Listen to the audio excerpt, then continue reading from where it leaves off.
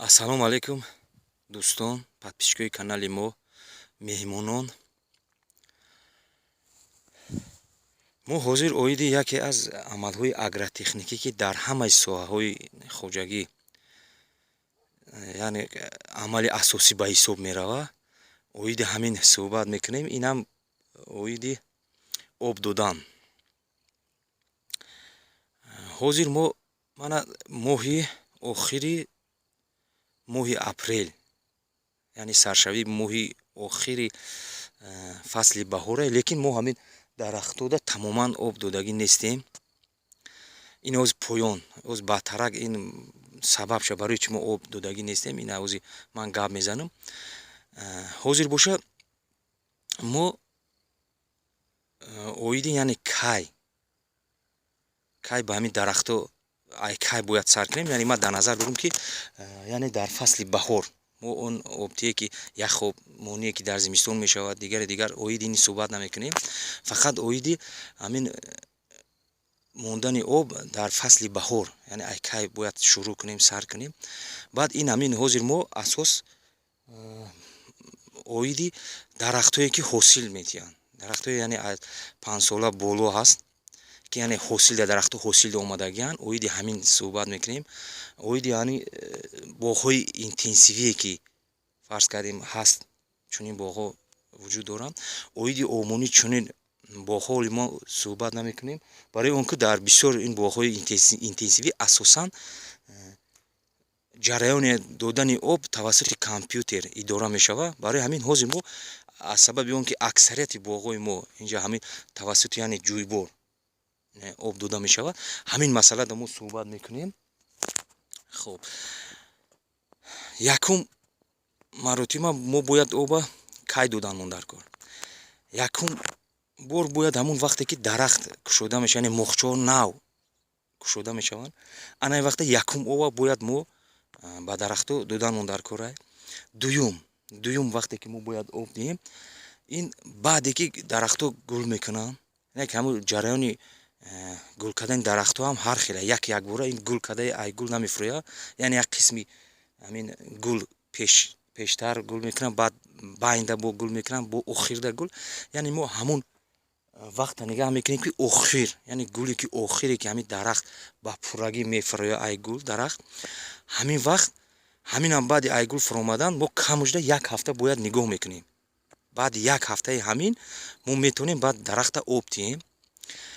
Хуб, баъд ояндаш ҳамин хел баъд вақте ки сеюму чорум маротиба ин баъд рост меяд саршавӣ аввали тобистона охири баҳор дар яна саршавии тобистона, баъзе дарахтҳои пешпазак ҳасту миёнапазак бай ина баъд ҳамон вақте ки яъне ҳамон ғурраи ҳамон ҳосил ҳам чӣ хеле мо медонем, ҳамон олучаро ҳаҷми олуча чӣ хеле ҳаст, аз ҳамон вақт мо сар мекунем об додана.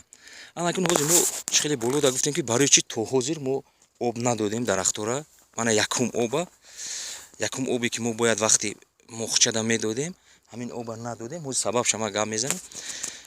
Инҷа як чизи дигара мо бояд ба назар гирем. Вақте ки мана чанд сол шид ҳаминҷа мо боғ бунёд кардагием, ҳамин якум оба мо яъне ба дарахтҳо наметиҳем. Барои чӣ? Барои он ки ҳамин аввали баҳор, саршавии баҳор, вақте ки баҳор сар мешавад, боришоти аз ҳад зиёд меборад, яъне боришоте ки пайдарҳамӣ, яъне шабу рӯз ҳамин хел боришот меборад.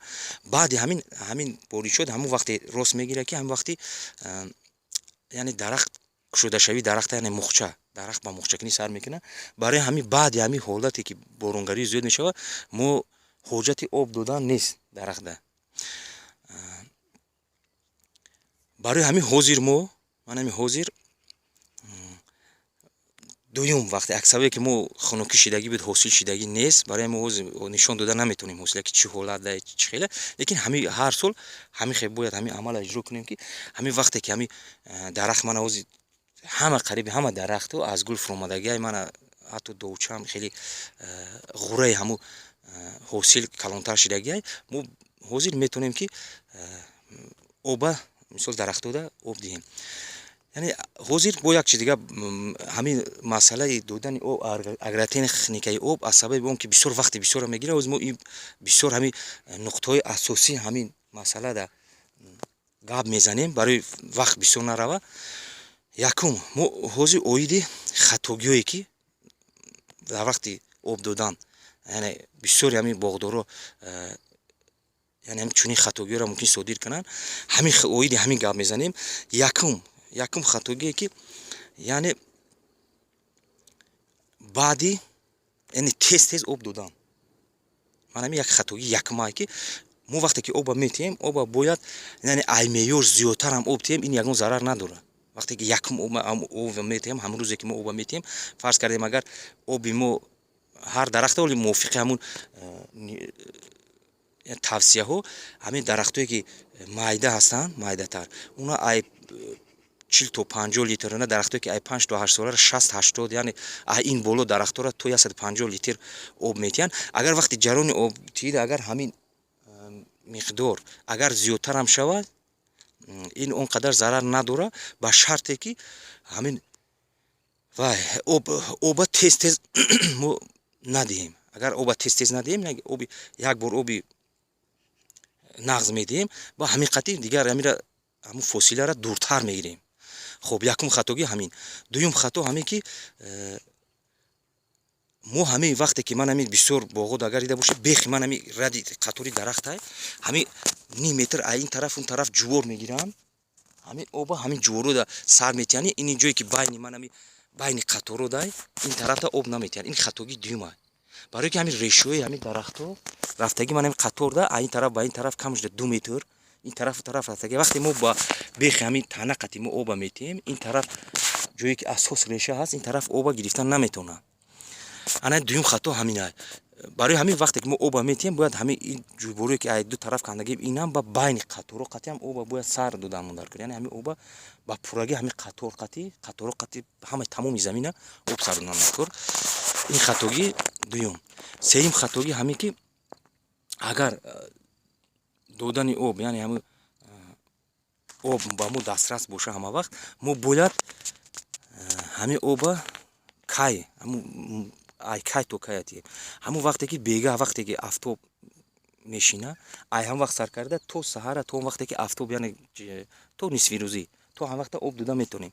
Дар вақти нисфирӯзӣ вақте ки афтоби гармай мо бояд об натиҳем. Барои чӣ? Барои он ки вақте ки об вақти нисфирӯзда об метиҳем ҳамун бухоршавии об ба амал меояд ин боиси пайдо шидани яъне ҳамун он обе ки бухор мешавад аз замин ҳамун баргои тани дарахта мебиёяд ҳамин боиси пайдо шидани касалиҳои гуногун мегардад. Барои ҳамин хубтар агар об дастрас боша ҳамина дар ҳамин ҳолат бояд диҳем.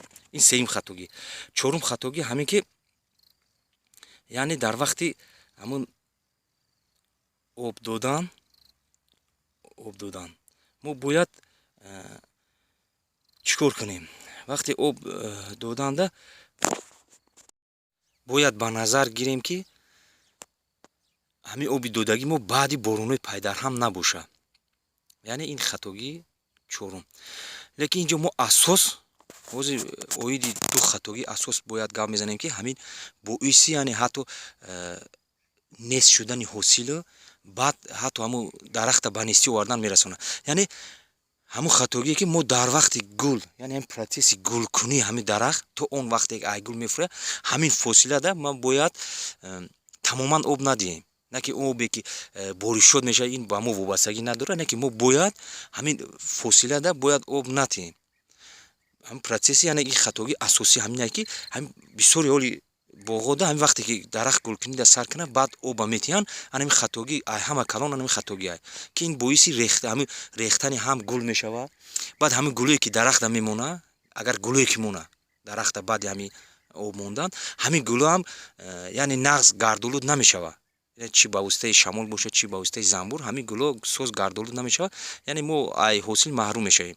Дуюм хатоги ҳамин ки дуюм хатоги асосӣ ҳамин ки вақте ки ман ҳамин ҳосили мо ҳамун мева вақте ки мепазад яъне ба ранг мегирем пухтанда медорояд вақте ҳамида ҳамин ҳолатда дар ҳамин вақт мо бояд яъне додани оба қатъ кунем.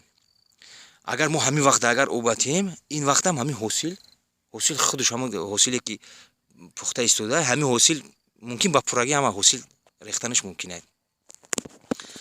Мана боқӣ бародарон, дӯстон дар амони худованд бошед.